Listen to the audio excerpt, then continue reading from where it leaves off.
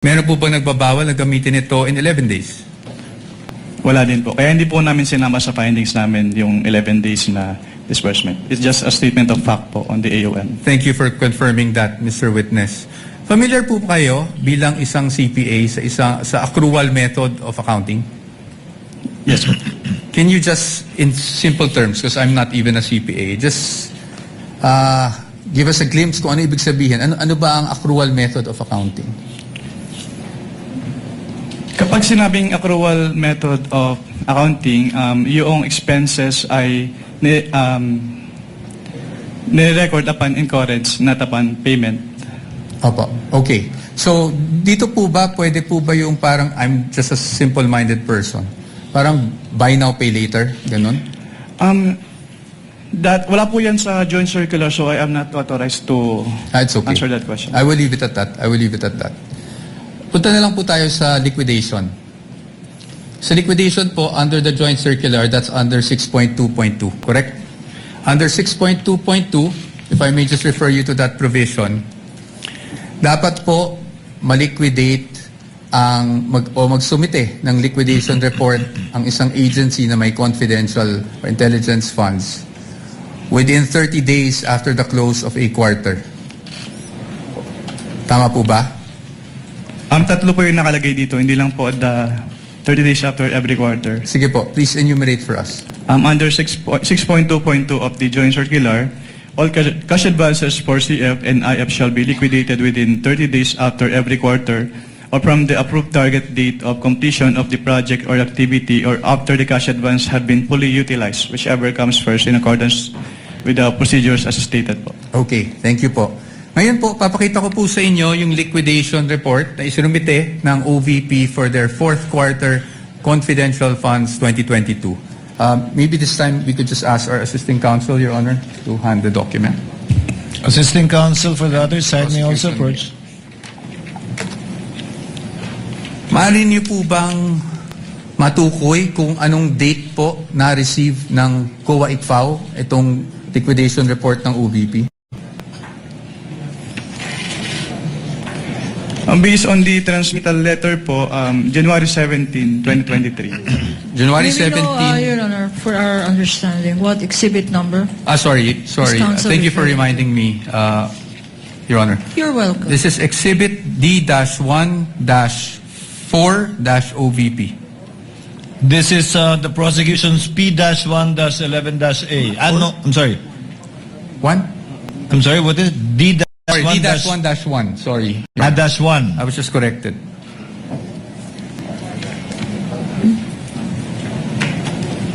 Counsel, Your Honor, proceed. for the record, this is not a common exhibit, Your Honor. Duly noted.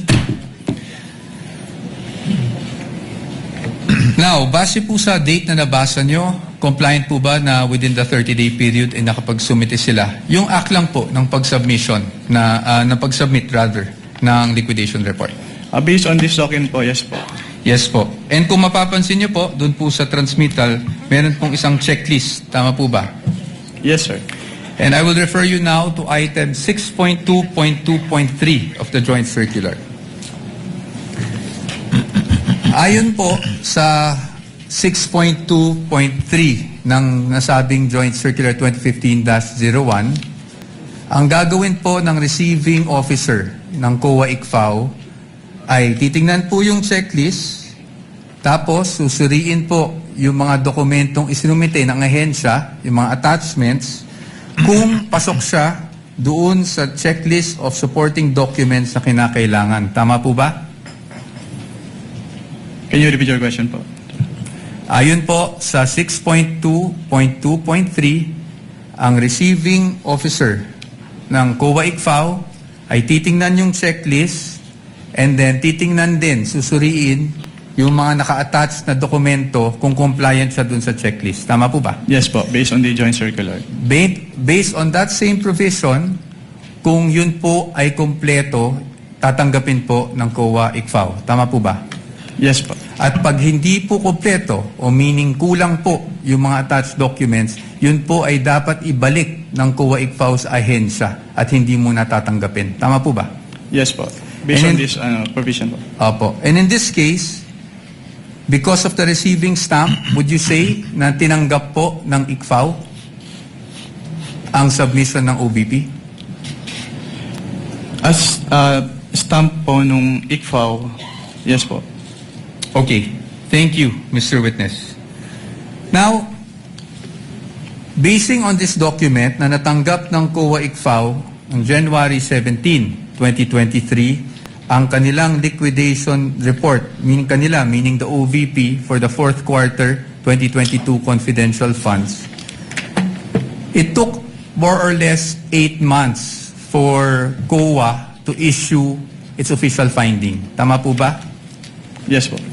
I am showing you a copy of the AOMs that you issued and that were also presented yesterday. May we know the exhibit number, sir? Yes, Your Honor. I will get to that. Ready mo na yung mga next documents. Are you showing the one for the OVP or the DepEd? OVP, Your Honor. OVP, that would be... This is D-1-103-OVP, Your Honor, for the first AOM issued on September 14, 2023. That's the counterpart of P-1-12-A. And isunod ko na po yung pangalawang AOM na na-issue on October 3, 2023. This is D-1-104-OVP for the defense. Which is P-1-12-B for the prosecution. Opo. Thank you. Now, Mr. Witness, napansin ko na yung date is September 14, nung 2023, nung una yung AOM. Tama po ba? Yes po. And that was actually just a few days after the budget hearing of COA held August 24, 2023, kung saan may mga legislators that, asked COA to look into the OVP confidential funds. Are you aware of that? Just if you're aware. I am not aware of that. That's okay. Now, I'll just move on to the AOMs themselves. No? Now, kahapon, nasasabi niyo po na nagkakaproblema tayo sa, may nakita kayong finding doon sa physical and financial plan. Tama po ba? Yes, sir. Ng OVP. At yan po ay nakasaad din sa inyong findings dyan. Yes, sir. Tama po ba? Opo. You referred to, if I'm not mistaken, and please correct me if I'm wrong, item 4.2 of the joint circular. Yes, sir. Tama po? Yes, sir. Maaari niyo po bang, andyan pa po ba yung joint circular? Yes. Maaari niyo po bang basahin yung 4.2 ng joint circular para lang po sa kalaman nating lahat? Under 4.2 of the joint circular, all allocations of CF and or IF shall be supported with physical and financial plan indicating the proposed amount allocated for each program, project, and activity where disbursements pertaining to the CE and IA shall be based. Tama po. Thank you po, Mr. Witness. Dito po, sa kanilang physical and financial plan, the program stated is actually the Good Government Program. Tama po ba? Yung binabasa ko lang. Based on the document, yes. Based on the document. At ang expected outcome ay safe implementation of OVP initiatives and confidence building. Based on the document. Based on the document, yes. At ang physical target will be number of areas with surveillance and confidential activities conducted or monitored. Tama po ba? Yes. As well as the number of activities. Tama po ba? At ayon po dun sa binasa nyo, wala naman pong guidelines on how specific it would be. Correct? Well, nakalagay po kasi dito, dapat i-indicate yung each program, activity, and project na pagbabasihan ng disbursement ng CF. Apo. I won't argue with you. So basically, yung finding niyo po is based on your assessment as an auditor. Well, since it is a plan, dapat po naka-indicate talaga dito kung paano nila gagastusin yung kanilang confidential fund. That's okay. Yes, I'll accept that answer. Now, nabanggit nyo rin po na hindi po nag-submit ng DEPs or document evidencing payment. Tama po? Yes, sir. Na bawal o hindi allowed ito Dahil sa hindi, joint circular. hindi po siya kasama dun sa exclusive list of allowable confidential expenses under item 4.8 po. Ano pa ang na-observe mo dito? Meron din pong line item for the payment of reward for 12 million pesos, pero hindi po siya suportado ng any document evidencing. Your Honor, objection. I beg the indulgence of the... What is the objection of counsel? Your Honor, I gave some leeway earlier to the witness, but we moved to strike out the witness, strike out the answer of the witness as far as the payment of reward is concerned. Kasi ang pinag-uusapan lang naman natin dito, on its face, kung merong mali sa utilization of confidential intelligence funds in terms of the accomplishment report. He is now going into the findings, which is not part and parcel of this form, which is the accomplishment report, Your Honor. So, Not yet part of it. not yet. So what I'm saying is the payment of reward by itself is not a violation. Indicating the payment of reward here by itself is not a violation of the joint circular, Your Honor. Because we are not yet, if at all, at the AOM level Exactly. and or notices. But kindly reform, counsel. Objection sustained. Ito bang payment of rewards kasama dyan sa tinatawag na allowable expense ng confidential funds? Based on item 4.8 po, yes po, subject to the 3 conditions as enumerated po. Okay. Ano itong 3 conditions? Under item 4.8.5 of the joint circular, payment of rewards must be made to non-employees of the informers who must be non-employees of the agency concerned, subject first to the approval of the head of the agency, second to the submission of documents evidencing the success of the information gathering or surveillance activities on account given by the informer, and thirdly po, it must be directly related to the confidential operations of the concerned agency. At sa mga requirements na sinabi mo, compliant ba ang Office of the Vice President? Based on their submissions po, hindi po sila nag-submit ng any document evidencing the success po of the information gathering or surveillance activities on account of the information given by the informer. Before we proceed to the third quarter and your further observations dito sa second quarter, magkano ba ang sinabi na amount na ginamit sa confidential funds para sa medicines? Can you repeat the question po? What quarter po? Okay. Magkano ba, if you know, kasi ikaw nag-evaluate, magkano ba ang ginastos para sa medicines For what quarter po, ma'am? Sorry. for the second For quarter? the second quarter. Based on this accomplishment report po, yung provision of medical and food aid ay nagkaka-amount po ng 40 million pesos. Magkano ulit? Based po on this accomplishment report, yung provision of medical and food aid ay 40 million pesos po yung amount. Sa first quarter naman, meron bang entry dyan na nakalagay medicines? Meron pong entry dito for provision of medical and food aid for 40 million pesos po. 40 million pesos. 42 million pesos. 42 million pesos ang nakalagay dyan ngayon. Yes, ma'am. Sa accomplishment report na yan, meron bang inattach ang Office of the Vice President?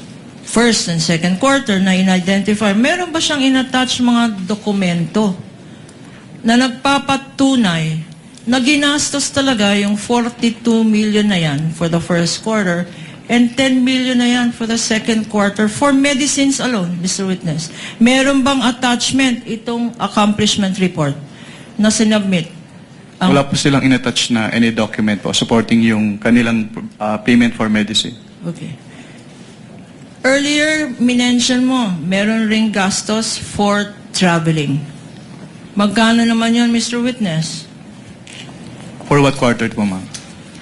For the first quarter muna. For the first quarter po, yung kanilang payment of incentives or traveling relative to confidential operations ay 10 million pesos po. 10 million pesos. At again, tanong ko, sa expense na 10 million na yan for traveling expenses, meron bang inattach na mga annexes?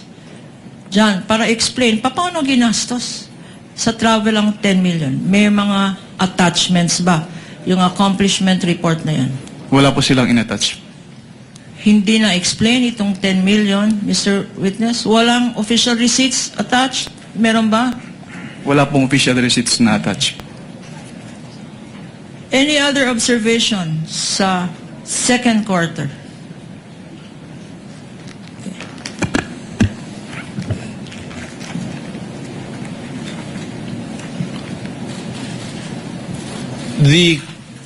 There you go. Okay. Same lang po with the first quarter yung findings po dito. Sa third quarter naman po tayo pumunta. Exhibit P-1-17, 7-D. What are your observations? Ano naman ang masasabi mo dito sa accomplishment report ng Vice President?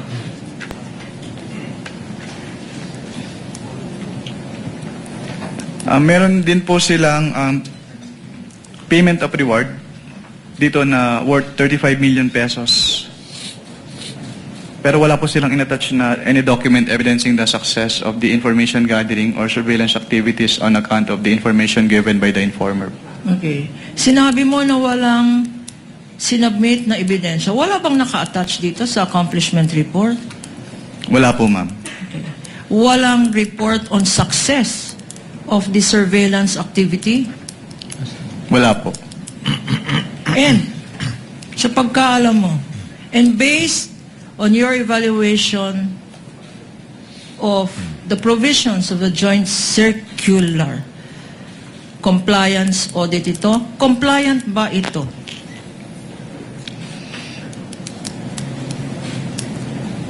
Hindi po siya compliant, ma'am. Bakit, Mr. Witness? Dahil wala nga pong supporting document po yung kanilang payment of rewards as required under item 4.8.5 of the joint circular. Sinabi mo 4.8 ng joint circular. Ito ba yung pinakita mo sa impeachment court kahapon? Yung 4.8 na yan? Yung provision? Isa po siya sa pinakita kahapon. Okay. Ngayon, magkano naman? Magkano yung item na yan sa third quarter report? For the third quarter po, ang amount ng kanilang payment of rewards ay 35 million pesos. 35 million pesos. Para sa isang quarter lang. Yes, ma'am. Para sa third quarter. Okay. Thank you, Mr. Witness. Punta naman tayo sa next set of documents na sinabit rin ng Office of the Vice President para i-liquidate yung kanyang confidential funds for the first, second, and third quarter. I refer you now, flashed on the screen and being shown to you, are certifications submitted by the Office of the Vice President. Unang-una, certification of the Office of the Vice President dated March 30, 2023, Exhibit P-1-6-B. Pangalawa, OVP certification dated July 11, 2023, which is Prosecution's Exhibit P-1-6-C. At pangatlo, OVP certification dated October 9, 2023, Exhibit P-1-6-D for the prosecution stipulated upon by the respondent and likewise part of their defense exhibits. Yes, we confirm, Your Honor, and we would like to manifest that for the first quarter certification that is marked as Exhibit D-1-34-OVP. Second quarter, that is Exhibit D-1-58-OVP. And for the third quarter, it's D-1-83-OVP for the defense, Your Honor. And your documents are certified true copies, counsel for respondent. That is correct, Your Honor. Counsel for the panel of prosecutors may proceed. Thank you, Your Honor. Now, please look at these certifications. Meron nakalagay dyan sa bottom ng page, attested. Anong ibig sabihin ng attested? Ang ibig sabihin po ng attested ay verify at confirm po as true nung signatory dito yung contents nung certification. At sino naman ang signatory na nakikita natin sa dokumentong ito? Based on this certification po, si Vice President Sara Duterte. At siya mismo ang nag-attest na tama lahat ang nakalagay dyan? Based on these documents po, yes ma'am. Okay. And you are familiar with the signature for the same reason, Mr. Witness? Yes ma'am. Ano naman ang mga observations ang masasabi mo tungkol sa tatlong dokumentong ito? Incidentally, Mr. Witness, what periods did this cover? Again, for the record? Based on their submissions po, yung for the first quarter, yung February 6 to March 29, 2023. For the second quarter, April 25 to June 30, 2023. And for the third quarter, July 14 to September 30, 2023 po. Okay. Ano naman ang masasabi mo? Ano naman ang observations mo sa tatlong dokumentong ito? Since these are pro forma documents po, wala naman po akong nanote na observations with these certifications. Anong ibig sabihin ng pro forma? Parang copy-paste? Naka-attach po siya as annex dun sa Joint Circular 2015-01. Okay. Naka-attach sa joint circular at yun ang Naka-annex. sinamit nila? Naka-annex po. Okay. Yung Tawag- format. Ang tawag doon ay Pro forma po. Naka-annex yung format dun sa Joint Circular 2015-01. ang tawag ko doon copy-paste. Na copy-paste. Anyway, Your Honor, again, with all due respect to opposing counsel, I would like to object to Sustain. that characterization, Your Honor. Sustained, counsel. I withdraw, Your Honor. I just could not resist myself. Sustained. Counsel No. may proceed. Provisions of the joint circular. Sinabi mo, ito yung pinagbasihan mo ng mga evaluation mo ng mga documents na to. What, if any, are the violations that you observe based on the joint circular? May i-clarify po kung anong document po yung pinipertain niyo, ma'am. Ano? Sa lahat ng dokumento. Sa lahat po ng dokumento. Based on, for what quarter po? Sorry. For all the quarters. For all the quarters. Yung first and second quarter po kasi magkasama sa isang AOM lang. And then yung third quarter ay nakaseparate po yung AOM. So punta muna tayo sa first and sinasabi mo, Mr. Witness, na yung first and second quarter, isa lang ang na-issue na AOM. Ano tong ibig sabihin ulit ng AOM? Audit Observation Memorandum po. Okay. And Based on the Joint Circular 2015-01, yung Audit Observation Memorandum po ay yung written notification to the agency informing them of the deficiencies po noted during the audit and requiring them to submit an explanation or the documents being sought po dun sa AOM or both. okay, under the circular, this joint circular that you mentioned, ito bang Audit Observation Memorandum? Kailan ini-issue ito? Ini-issue po siya upon evaluation po nung auditor noong documents at may nanote po siyang findings doon based on the evaluation po. Okay. Pero meron tayong konting background, no? Kasi kahapon, meron ring na-stipulate ang respondent at ang prosecution ng mga notice of suspension at notice of disallowance.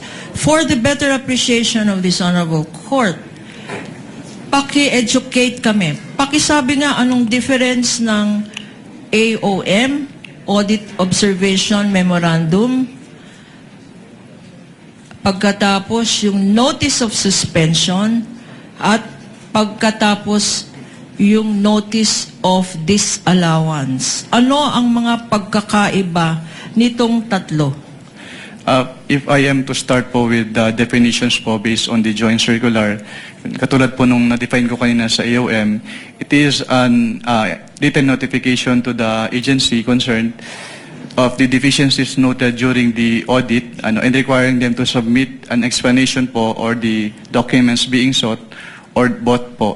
Okay. At ang agency po ay merong 15 days from the receipt of the AOM within which to submit their comments, justifications, or documents po as required Okay. po in the AOM. So pagkatapos ng issuance ng isang Audit Observation Memorandum, ang mga subject ng audit ay binibigyan ng 15 days para mag-submit ng mga dokumento. Based po dun sa rules and regulations on settlement of accounts po ng COA. Yes, ma'am. Paano pag may sinubmit na dokumento at hindi pa rin sapat or tama or insufficient or may discrepancy? Anong nangyayari? Kapag may sinumit po na document at based on the evaluation of the auditor, hindi pa rin po sapat yung document na yon, then that is the time po na mag-i-issue na po ng notice of suspension. At Anong definition ng notice of suspension sa joint circular? under the joint circular po, yung notice of suspension is a written notification to the agency head and the accountant informing them of the temporary disallowance po nung disbursement sa audit because it appears that the disbursement is irregular, illegal, or improper and requiring them to submit their justifications or the documents po being sought in the AOM or both. Sinabi mo, Mr. Witness, para maintindihan natin, no? Ito ay temporary. Okay. Yes, ma'am. Based on findings na irregular. Ano ba irregular? Ano ibig sabihin Irregular. ng irregular? Based on COA circulars po, ang irregular disbursement ay yung mga disbursement na hindi umaayon or hindi nagko-comply dun sa requirements ng mga COA issuances. Okay. Sa Pilipino, ang tawag dito ay irregular pa rin. Tama? Itong illegal. Anong ibig sabihin ng illegal? Kapag sinabi pong illegal, yung disbursement po ay hindi nagko-comply dun sa applicable laws. At kung sinabi mong improper, Kapag improper naman po, ang ibig sabihin, yung expenses ay either unnecessary, excessive, extravagant, or unconscionable po. so pag nagbigay kayo ng notice of suspension, ito ay nagpapahayag. This means, ang significance nito ay na-observe ninyo, ikaw, sa audit findings mo, na ito ay irregular, illegal, or improper. Leading, Your Honor. Objection. Kindly reform, Counsel. I will go to the next question. Pag hindi na-comply ang notice of suspension, what action, if any, is taken by your office? Kapag hindi po na-comply yung notice of suspension, then that is the time po na mag-i-issue na kami ng notice of disallowance. Ano naman itong notice of disallowance? Based on the joint circular po, yung notice of disallowance ay yung written notification to the agency head or the accountant informing them of the disallowance nung disbursement and requiring them to restitute the amount po nung disbursement because yung disbursement ay illegal, improper, or irregular. So, Mr. Witness, whether tinatawag mo ito AOM or Audit Observation Memorandum, or whether notice of suspension, or whether notice of disallowance, in these three stages, nabibigyan ng opportunity ang ino-audit na agency para mag-comply? Yun po ba ang ibig sabihin ng explanation mo? Kapag sa AOM po, tsaka notice of suspension, yes, binibigyan po silang ng opportunity para mag-comply. Pero kapag ND na po kasi, pag notice of disallowance, ang tanging remedy na lang nila is to settle the amount or to appeal with the commission proper. Okay. Let us go now to the issue of the Office of the Vice President. Earlier, you said AOMs were issued to the Office of the Vice President, correct? Now, Yes, ma'am. specifically, let us go now to the first and second quarter of 2023, showing to you, and if shown to you, and flashed on the screen, would you be able to identify the same?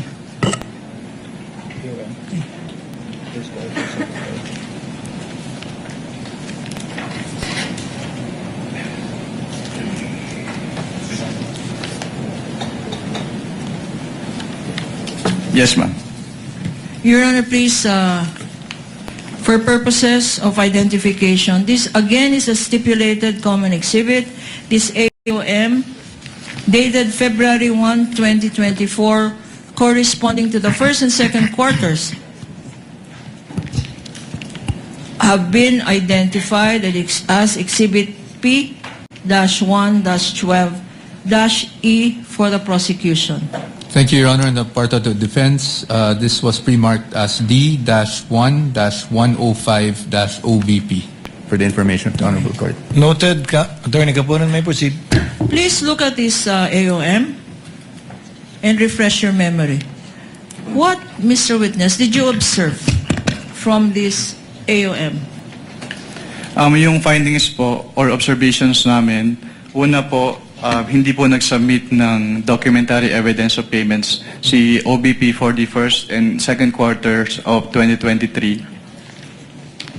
Pangalawa po, based on their accomplishment report, meron kasing nakalagay as payment of rewards pero wala pong sinubmit si OBP na any document evidencing the success po, which is in violation of the item 4.8.5 of the joint circular. Your Honor, for the better appreciation, Your Honor, and with your permission, this is being flashed on the screen. The findings made are boxed in red, Your Honor.